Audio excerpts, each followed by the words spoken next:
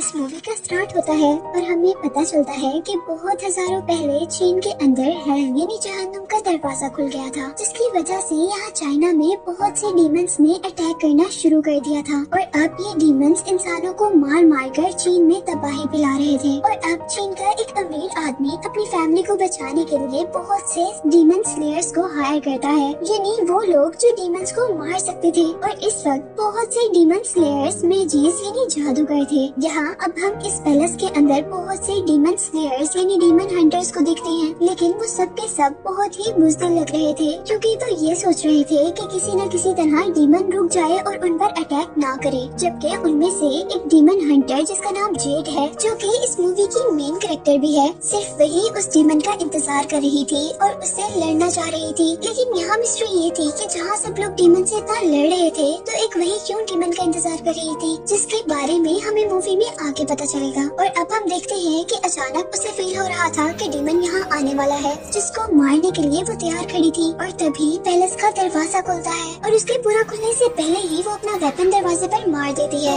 अब उसके वेपन के दरमियान में जो आदमी फंसा था वो कोई डीमन नहीं था, जबकि उस आदमी का नाम टोंग बताया जा रहा था, जो कि जेड की तरह ही डीमन को मारने के लिए यहाँ आया था। यानी हम उसको भी डीमन हंटर कह सकते हैं। लेकिन यहाँ आते ही वो एक सेकंड के लिए जेड से डर गया था, क्योंकि जेड ने उस पर बहुत बुरा अटैक किया था। और इसीलिए वो जेड की खुश आमद करना शुरू कर देता है, उसे इंस्पायर यानी इम्प्रेस करने के लिए। पर जेड को उसकी बातों में कोई इंटरेस्ट नहीं था, क्योंकि वो यहाँ डीमन की प्रेजेंस को फील कर रही थी और उसी से लड़ना चाहती थी। और तभी अचानक हम देखते हैं कि वहाँ पैलेस में लगी हुई बेल्स बजने लगती हैं और अचानक जमीन टूट जाती है, जिसको देखते ही सारे के सारे डीमन सेंटर अपने अपने मैजिक का यूज करते हुए उस डीमन को हराने की कोशिश में लग जाते हैं। लेकिन वो डीमन उनके मैजिक से कंट्रोल में आने के बजाय उन्हीं लोगों को अपने पास खींच लेता है, जिसकी कुछ देर बाद कुछ हड्डियां जो कि यकीनन उन्हीं डीमन हंटर्स की थी, उस होल में से निकलती हैं जहाँ पर डीमन था। और ये सब कुछ देखकर उनका लीडर जिसने इन डीमन हंटर्स को हायर किया था, वो बहुत ज्यादा डर गया था। जबकि दूसरी तरफ यही सब देखते हुए दूसरे डीमन हंटर्स भी यहाँ से भाग गए थे, जिनका अब डीमन पीछा कर रहा था। जबकि उनके पीछे खड़ा हुआ टॉम, जो कि एक डीमन हंटर ही था, वो भागने के बजाय उनको देख रहा था, जिसको अचानक वो डीमन जो कि एक मॉन्स्टर की तरह दिख रहा है, वो अपनी हैंड लाइक टंग से पकड़ लेता है। जिसे देखते हुए अब कुछ और डीमन हंटर डीमन को मारने के लिए बाहर निकलते हैं, जिनको देखते हुए अब डीमन उनको अपने जायंट हैंड के नीचे दबाकर मारने वाला था। और उससे बचते हुए वो स्लेयर्स यानी वो हंटर्स वहाँ से बुज़दिलों की तरह भाग गए थे। जबकि यहीं पर अब हम डीमन को शहर की तरफ बढ़ता हुआ देखते हैं, और जहाँ जहाँ से अब वो गुजर रहा था वहाँ से ग्राउंड टूटना शुरू हो जाता है, जिसके रिजल्ट में पूरे शहर में ऐसा फील हो रहा था कि वहाँ पर अर्थक्वेक आ रहा हो, जिससे डर कर लोग अपनी जान बचाने के लिए एक महफूज मुकाम की तरफ भाग रहे थे। और वो डीमन सारी बिल्डिंग्स को गिराता हुआ लोगों के रश तक पहुँच गया था। और यहाँ डीमन हंटर्स अपने आखिरी अटैक के लिए शहर के एक बहुत बड़े ब्रिज तक पहुँचे थे। और इनके अब इस मैजिक अटैक से वो डीमन अपने आप को रिवील करते हुए पानी में से अपने आप को बाहर निकालता है। और इसके बाहर निकलते ही हमें पता चला था कि टोंग जिसको उस डीमन ने खा लिया था, वो असल में अभी तक मरा नहीं था, क्योंकि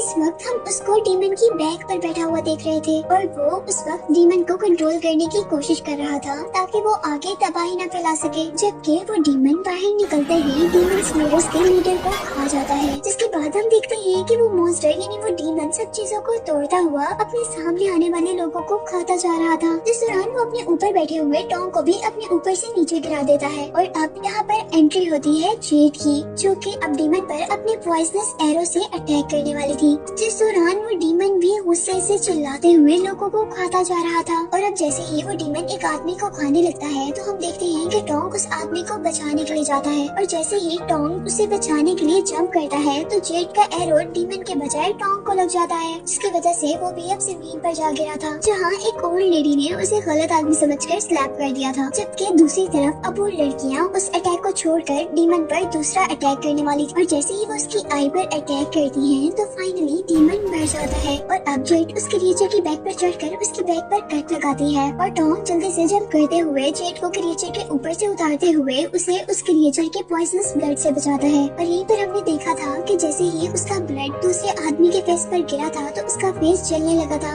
यानी उसका ब्लड बहुत ज्यादा खतरनाक था। और यहाँ जेड टोंग का शुक्रिया करने के बजाय टोंग को ही उसकी इस हरकत पर थप्पड़ मार देती है और दोबारा उस डीमन के ऊपर जाते हुए जेड उसके क्रिएचर की स्पाइन निकाल लेती है, जिसके बाद टोंग उस डीमन के पास जाकर कुछ मैजिकल स्पेल्स पढ़ता है और उस डीमन की डेड बॉडी को डस्ट में चेंज कर देता है। और नेक्स्ट सीन में हम जेड को उस डीमन की स्पाइन में से कुछ लिक्विड लेते हुए देखते हैं, क्योंकि वो इस लिक्विड की हेल्प से रीइंकार्नेशन लिक्विड बनाना चाहती थी, वो भी अपनी फ्रेंड के लिए। यानी वो ऐसा लिक्विड बनाना चाहती थी जिससे वो अपने फ्रेंड को दोबारा जिंदा कर सके, जिसके बाद वो उससे दोबारा मिल सके। और यहाँ हम पर जेड की असल जिंदगी रिवील हुई थी, जिसमें हमें पता चला था कि असल में जेड हेवन की एक गॉडेस थी, जिसके अंडर एक खास ट्री था जो कि ट्री ऑफ मॉर्टेलिटी के नाम से फेमस था, जिसके फ्रूट्स जेड को इकट्ठे करने होते थे। और अब यही जेड को हम हेवन के अंदर टोंग से मिलते हुए भी देखते हैं। और हमें यहाँ पता चला था कि टोंग ही असल में जेड का वो फ्रेंड है जिसको उसने खो दिया है और वो अब उसे दोबारा पाना चाहती है। और यहाँ हम देखते हैं कि वो दोनों जैसे ही एक दूसरे के करीब आते हैं तो उस ट्री के फ्रूट्स गिरने लगे थे, जो कि 3000 साल में सिर्फ एक ही मर्तबा पकते थे, जिनको खाने से ही गॉड्स की लाइफ बढ़ा करती थी। और जैसे ही टोंग और जेड को इस बात का एहसास हुआ था तो उस वक्त तक काफी देर हो चुकी थी, क्योंकि वहाँ काफी सारे फल वेस्ट हो चुके थे और वहाँ पर इस बात पर सारे गॉड्स भी आ गए थे, जो कि इन दोनों पर काफी गुस्सा थे। और अब क्वीन ऑफ गॉड्स उन दोनों को केयरलेसनेस की सजा देने का फैसला करती है, जिसमें उन्होंने टोंग को एक खास दवा पिलाकर सारी मेमोरीज इरेज कर इंसान बनाकर दुनिया में भेज दिया था। और शायद यही वजह थी कि उसने जेड के सामने आने पर भी उसे नहीं पहचाना था, जबकि यहाँ पर जेड ने वो मेडिसिन पीने से इनकार कर दिया था जिससे वो अपनी फ्रेंड को भूल सके, क्योंकि वो टोंग को नहीं भूलना चाहती थी, इसीलिए वो खुद ही हेवन से जंप कर देती है। लेकिन अब उस पर क्वीन का कर्ज ये था कि वो जेड को कभी भी पहचान नहीं सकती थी और उसे टोंग को खुद ही जमीन पर ढूंढ कर उसे सब कुछ याद करवाना होगा। और अब बहुत सालों की मेहनत के बाद वो अपने फ्रेंड को ढूंढने का रास्ता निकाल रही थी, जिसके लिए अब उसे एक बहुत बड़े डीमन की स्पाइन चाहिए थी, जो कि इस डीमन को मारकर उसे मिल चुकी थी।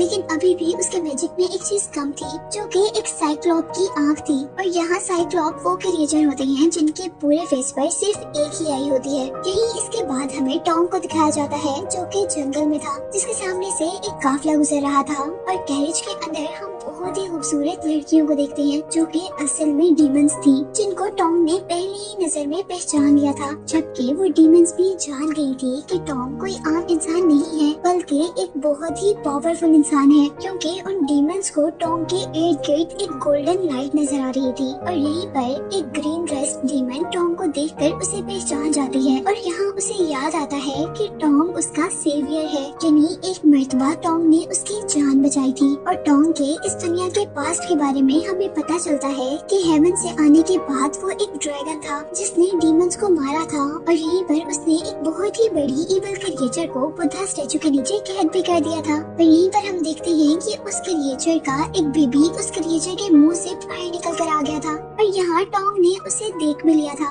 पर उस बच्चे को मारने के बजाय उसने उस बच्चे को वहाँ से दूर किसी इलाके में जिंदा छोड़ दिया था। और डीमन हमें छोटा सा स्नेक नजर आ रहा था और यहाँ हमें पता चला था कि ये ग्रीन ड्रेस में जो लड़की है वही स्नेक डीमन है, जो कि टोंग को बहुत सौ सालों के बाद देखकर बहुत ज्यादा हैरान थी। और उसे यहाँ पर रियलाइज हुआ था कि उसकी जिंदगी टोंग की ही दी हुई है और वो उसकी जिंदगी की मकरूज है। और अब इसके बाद हम उन तीनों डीमंस को एक पैलेस में देखते हैं, जहाँ उन तीनों के फादर जो कि डीमन लॉर्ड हैं, वो उन तीनों पर बहुत ज्यादा गुस्सा हो रहे थे, क्योंकि उनका प्लान जो खराब हो गया था।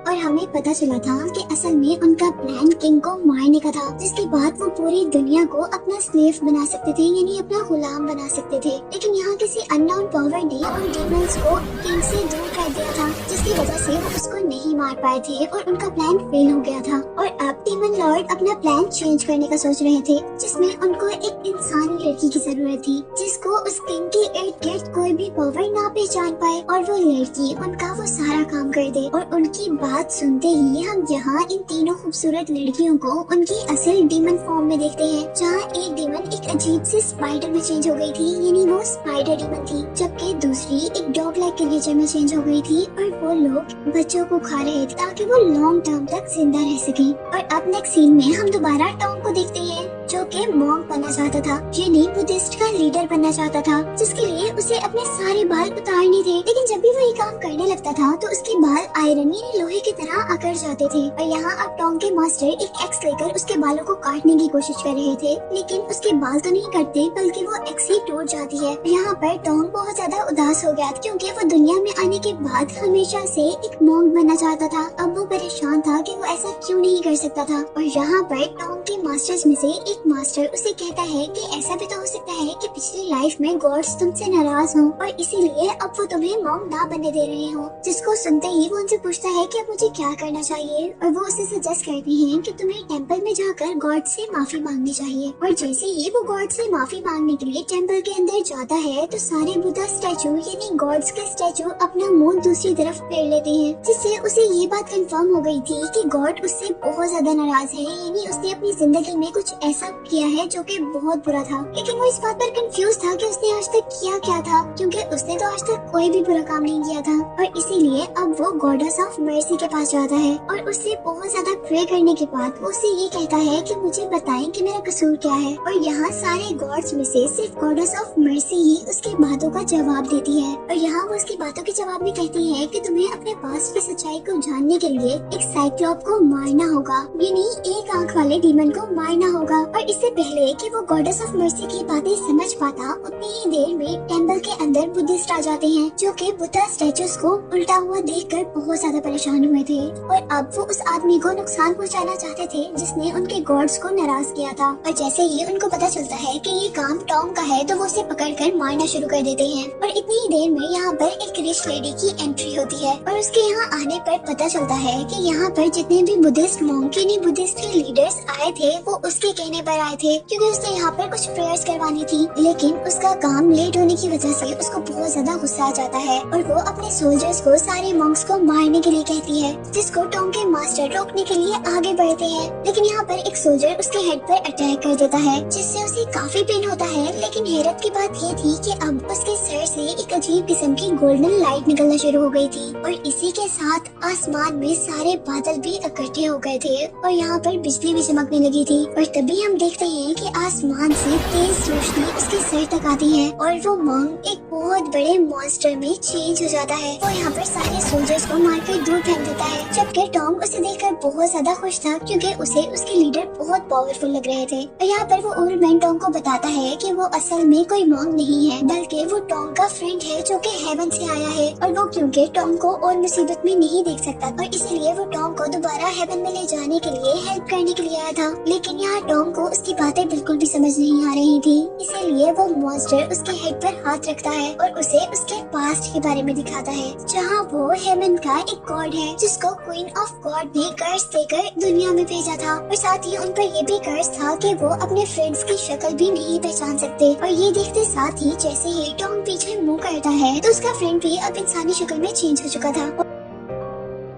और वो अब टॉम से कहता है कि तुम्हें अब जल्दी से एक साइक्लोप को मारना होगा जैसे गॉड ऑफ मर्सी ने कहा, और तभी तुम्हारा कर्ज खत्म होगा, जिसके बाद ही तुम्हें अपने फ्रेंड की ट्रू आइडेंटिटी यानी ट्रू शक्ल पता चलेगी। और यही दूसरी तरफ अब हम डीमन लॉर्ड को देखते हैं, जिसकी नजर अब टॉम पर थी, जिसने इस डीमन लॉर्ड को बहुत सालों तक बुद्धा स्टैचू के नीचे कैद रखा था और अब वो उससे बदला लेना चाहता था। इसीलिए वो अपनी डॉटर्स यानी अपनी बेटियों से कहता है कि तुम टॉम के फ्रेंड को पकड़ कर लेकर आओ और हम अपना प्लान उसी के जरिए पूरा करेंगे। लेकिन यहाँ पर स्नेक डेमन उसकी बात से बिल्कुल भी एग्री नहीं कर रही थी, पर वो उसके आगे कुछ बोल भी नहीं सकती थी। इसीलिए वो मान तो जाती है, पर उसे अपने सेवियर को नुकसान पहुँचाते हुए गिल्ट फील हो रहा था। और अब नेक्स्ट सीन में हम सोल्जर्स के एक काफिले को देखते हैं, जिसे एक वॉरियर लीड कर रही थी, जिसका नाम था एंग्री मुस्टैच। और वो जैसे ही एक रेस्टोरेंट पर खाना खाने आती है तो हमें पता चलता है कि वो रेस्टोरेंट टॉम का है। लेकिन यहाँ क्योंकि उसने नया रेस्टोरेंट बनाया था तो इसीलिए उसे कुछ भी फूड बनाना नहीं आता था, जिसकी वजह से एंग्री मुस्टैच को बहुत ज्यादा गुस्सा आ गया था और वो अपने आप को एक हॉक में चेंज करते हुए टॉम को डराती है, क्योंकि उसे किसी भी हाल में फूड चाहिए था।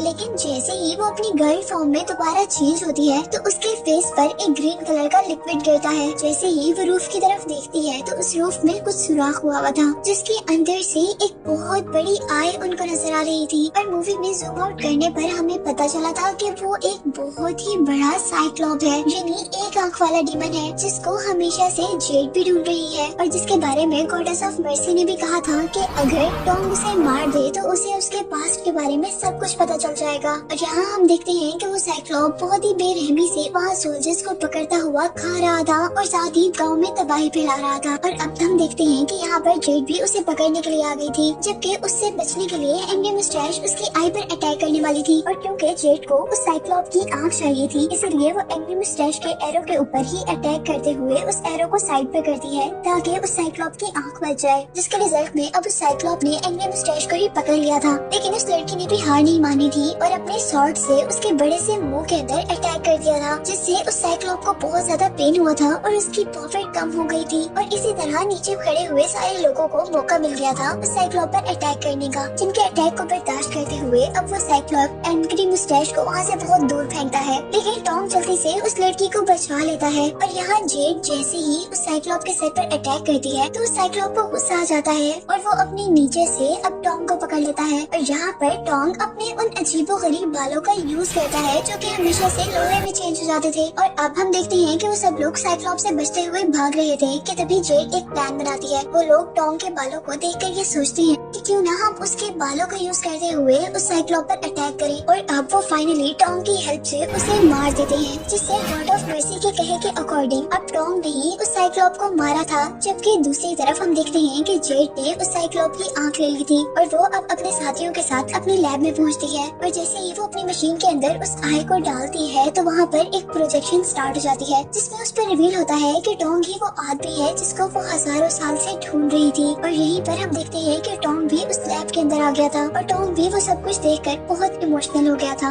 और आखिर वो दोनों मिल ही गए थे। लेकिन तभी हम यहाँ पर डीमन लॉर्ड को देखते हैं जो कि हमेशा से टॉम से अपना बदला लेना चाहता था। और इससे पहले भी हमने देखा था कि उसने प्लान बनाया था कि वो जेड की हेल्प से अब अपने उस गंदे प्लान को पूरा करना चाहता था, जिसमें वो पूरी दुनिया को अपना गुलाम बनाना चाह रहा था। यहाँ उसके साथ उसकी डॉटर्स भी थी। और यहाँ इससे पहले कि डीमन लॉर्ड जेड पर अटैक करता टोंग उसे बचा लेता है, जबकि दूसरी तरफ एंग्री मुस्टैच अब उनकी हेल्प करने के लिए स्पाइडर डीमन से लड़ने लग जाती है, जहाँ पर वो स्पाइडर डीमन अपने स्पाइडर से अटैक कर रही थी, जबकि एंग्री मुस्टैच अपने स्वॉर्ड को एक फ्लाइंग बैट की तरह यूज करते हुए उन पर अटैक कर रही थी। और इसी दौरान वो एक डीमन को तो मार भी देती है। जबकि हम दूसरी तरफ टोंग को देखते हैं जो कि अभी भी डीमन लॉर्ड से लड़ रहा था। और अब क्योंकि वो डीमन लॉर्ड बहुत ही पावरफुल था इसीलिए वो जेड और टॉम को हराते हुए बाहर निकलता है, जहाँ पर एंग्री मुस्टैच थी। और उसे देखकर वो बहुत ज्यादा गुस्से में आ गया था क्योंकि उसने उनकी एक डॉटर को मार दिया था, जिसे देखते ही अब वो लड़की डीमन लॉर्ड पर अपनी स्वॉर्ड से अटैक करती है। लेकिन डीमन लॉर्ड उसकी सारी स्वॉर्ड्स को रोकते हुए उसी की तरफ दोबारा अटैक कर देता है, जिसकी वजह से वो वहाँ पर मर जाती है। और यहाँ पर हम टॉम को देखते हैं जिसको स्पाइडर डीमन ने अपने वेब से अटैक करते हुए वहाँ से बाहर निकाला था। और यहीं पर उसके पास डीमन लॉर्ड अपना बदला लेने के लिए आया था। और जैसे ही अब वो उसको मारने वाला था तो यहीं पर जेड उसे बचाने के लिए आ जाती है और वो डीमन लॉर्ड से बहुत ज्यादा रिक्वेस्ट करती है कि वो उसके फ्रेंड को छोड़ दे, लेकिन वो ऐसा नहीं करने वाला था। और फिर वो उससे कहता है कि ठीक है मैं उसे छोड़ दूंगा, लेकिन इसके लिए तुम्हें एक काम करना होगा। और क्योंकि जेड ने बहुत सालों बाद अपने फ्रेंड को पाया इसलिए वो अपने फ्रेंड के लिए कुछ भी करने के लिए तैयार थी। और वो यहाँ पर डीमन लॉर्ड की सारी बातें मान लेती है। और अब यहाँ पर डीमन लॉर्ड के कहने पर स्नेक डीमन उसके अंदर एक पैरासाइट डालती है, जिससे जेड भी अब पॉइजनस हो गई थी और उसने यही पॉइजन किंग के अंदर डालना था, जिससे वो किंग मर जाता और इस तरह डीमन लॉर्ड इस पूरी दुनिया पर कब्जा कर सकता था। और अब नेक्स्ट सीन में हम जेड को उस किंग के पैलेस में देखते हैं और यही दूसरी तरफ अब हम टॉम को देखते हैं जो कि बिल्कुल मरने ही वाला था। और तभी यहाँ पर स्नेक डीमन आती है और वो अपनी बॉडी के अंदर से अपनी स्पिरिचुअल एनर्जी निकाल कर टॉम के मुंह में डाल देती है, जिससे वो अब बिल्कुल ठीक हो सकता था। और उसने ऐसा ऐसा इसलिए किया था क्योंकि टोंग ने भी उसकी एक मर्तबा जान बचाई थी और वो यहाँ पर टोंग को जेड की लोकेशन भी बताती है कि वो इस वक्त कहाँ पर है और क्या कर रही है। और अब यहाँ इस टेम्पल के अंदर जहाँ पर इस वक्त टोंग था और करीब जाने पर उसे सुनाई देता है कि साइक्लोप को मारने पर उसे अब उसकी गॉड्स पावर वापस दे दी गई है और उसे जाकर अब अपने फ्रेंड को बचाना होगा। जबकि दूसरी तरफ अब हम जेड को देखते हैं जो कि किंग के माउथ में पॉइजन डालने ही वाली थी कि तभी वो अपना प्लान चेंज कर लेती है और इस पॉइजन को पकड़कर किंग को सारी की सारी सच्चाई बता देती है। और ये सब कुछ जो डीमन लॉर्ड देख रहा था उसे अब जेड के ऊपर बहुत ज्यादा गुस्सा आया था और इसीलिए वो जोर जोर से ड्रम बजाने लगा था, जिसकी वजह से जेड की बॉडी के अंदर जो पैरासाइट था वो उसकी बॉडी को नुकसान पहुंचा रहा था। जिसके साथ ही यहाँ पर स्पाइडर डीमन भी किंग को मारने के लिए आ गई थी, जिसको मारने के लिए यहाँ पर बहुत से सोल्जर्स आए थे पर वो अपने वेब्स की हेल्प से सारे सोल्जर्स को मार देती है, जिसको देखकर अब पूरी की पूरी आर्मी उस स्पाइडर डीमन को मारने के लिए आगे बढ़ी थी। और यहाँ पर डीमन लॉर्ड अब अपनी बेटी की आसानी के लिए आया था, जिसने अपनी एक ही मैजिकल वार से पूरी की पूरी आर्मी को डस्ट में चेंज कर दिया था। जबकि दूसरी तरफ स्पाइडर डीमन ने भी अपने वेब से किंग पर अटैक कर दिया था और इससे पहले कि वो किंग को मार पाती यहाँ पर अब टोंग आ जाता है और वो स्पाइडर डीमन के सारे वेब्स को इकट्ठा करते हुए उसी के ऊपर अटैक करता है और उसे बहुत से टुकड़ों में चेंज करते हुए खत्म कर देता है। और यहीं पर टोंग का फ्रेंड अब डीमन लॉर्ड से लड़ने के लिए दोबारा एक मॉन्स्टर क्रिएचर में चेंज हो गया था, लेकिन फिर भी डीमन लॉर्ड के आगे वो कुछ भी नहीं था, इसलिए डीमन लॉर्ड उस पर अटैक करते हुए उसे पीछे गिरा देता है। और यहीं पर अब हम टोंग को देखते हैं जिसने जल्दी से जेड के पास जाकर उसे अपनी पावर से दोबारा ठीक कर दिया था और फिर वो उसको लेते हुए बाहर आया था, जहाँ पर वो ओल्ड मैन यानी जेड का फ्रेंड डीमन लॉर्ड से लड़ रहा था। पर डीमन उसे बार बार बहुत ही आसानी से हरा रहा था और एक टाइम वो भी आया था जब डीमन लॉर्ड ने उस बड़े से मॉन्स्टर को उठाकर दूर फेंक दिया था, जिसकी वजह से वो दोबारा अपनी ह्यूमन फॉर्म में चेंज हो गया था। लेकिन वो ओल्ड मैन यानी टोंग का फ्रेंड अभी भी हार नहीं मानता और दोबारा डीमन लॉर्ड पर अटैक करने के लिए खड़ा होता है। जबकि यहीं पर हम जेड को भी देखते हैं जो डीमन लॉर्ड पर अटैक करने के लिए आगे बढ़ती है, लेकिन क्योंकि उसमें बिल्कुल भी पावर्स नहीं थी इसलिए डीमन लॉर्ड उसे एक ही किक में वहाँ से दूर गिरा देते हैं, जिससे उसको बहुत ज्यादा चोट आती है। और यहीं पर टोंग के फ्रेंड ने अब दोबारा डीमन लॉर्ड पर अटैक कर दिया था, लेकिन यहाँ डीमन लॉर्ड ने उसे हरा कर बहुत दूर फेंका था और अब के डीमन लॉर्ड के इस अटैक से वो मर गया था। लेकिन इस लड़ाई में टोंग का सिर्फ फ्रेंड ही नहीं मरा था, बल्कि टोंग के फ्रेंड ने डीमन लॉर्ड को भी बहुत नुकसान पहुंचाया था, जिससे उसे बहुत ज्यादा ब्लीडिंग हो रही थी और वो बिल्कुल मरने के करीब था। और अब वो अपनी बेटी यानी स्नेक डीमन से उसकी स्पिरिचुअल पावर मांगता है, जो कि वो पहले ही टोंग को दे चुकी थी। और यहीं पर हम देखते हैं कि टोंग के हाथ में जेड की भी डेथ हो गई थी, जिसे देखकर वो बहुत ज्यादा उदास हुआ था। लेकिन उसकी डेथ से अब टोंग को उसकी सारी गॉड एनर्जी वापस मिल गई थी और यही डीमन लॉर्ड जो कि बिल्कुल मरने के करीब था वो भी अपनी असल शक्ल में आ गया था, जिसको देखते ही स्नेक डीमन अब समझ गई थी कि वो अब उसे ही खाने वाला है, क्योंकि डीमन लॉर्ड को हर हाल में एनर्जी चाहिए थी और डीमन लॉर्ड ऐसे ही करता है, वो अपनी बेटी को ही खाकर अपने अंदर एनर्जी पूरी कर लेता है। और अब वो ड्रैगन जल्दी से टॉम की तरफ बढ़ता है, जो कि एक गोल्डन गॉड में चेंज हो चुका था, जो कि अपने मैजिक का यूज करते हुए अपने जैसे बहुत सारे सोल्जर्स को बाहर निकालता है और उससे उस ड्रैगन पर अटैक करवाता है। और अब उस ड्रैगन को मारने के लिए टॉम भी उसी ड्रैगन की तरह अपने अंदर से बनाए हुए सारे ही सोल्जर्स को असेंबल करते हुए वैसे ही ड्रैगन बन जाता है और उससे लड़ता है। लेकिन यहाँ पर अब वो रेड ड्रैगन टॉम पर अटैक कर देता है, जिसकी वजह से वो वहाँ पर टूट गया था। लेकिन टॉम ने अभी भी हार नहीं मानी थी और उसने अपनी बॉडी से निकले हुए सारे ही सोल्जर्स को अब एक इंसान में बदल दिया था और आखिर एक जोरदार पंच उस ड्रैगन को मारते हुए आखिर उस ड्रैगन को हरा ही दिया था। और फिर वो ड्रैगन को मारने के बाद दोबारा जेड के पास जाता है, जो कि डस्ट में चेंज हो चुकी थी, जिसे देखकर वो बहुत ज्यादा दुखी हो गया था। और यहाँ पर अब एंट्री होती है गॉडेस ऑफ मर्सी की, जो उसे बता रही थी कि हेवन तुम्हारा इंतजार कर रही है और तुम हेवन में जा सकते हो। लेकिन वो हेवन में जाने से इनकार कर देता है और उन्हें कहता है कि मेरा यही कर्ज है कि मैं अपनी फ्रेंड के बगैर रह रहा हूँ। और उसकी बात सुनते ही गॉडेस ऑफ मर्सी उसकी फ्रेंड की सोल को एक बर्ड में चेंज करते हुए हमेशा के लिए उसके साथ दे देती है, जिसके बाद हम टॉम को हेवन में जेड की सोल के साथ देखते हैं और यहीं पर मूवी एंड हो जाती है।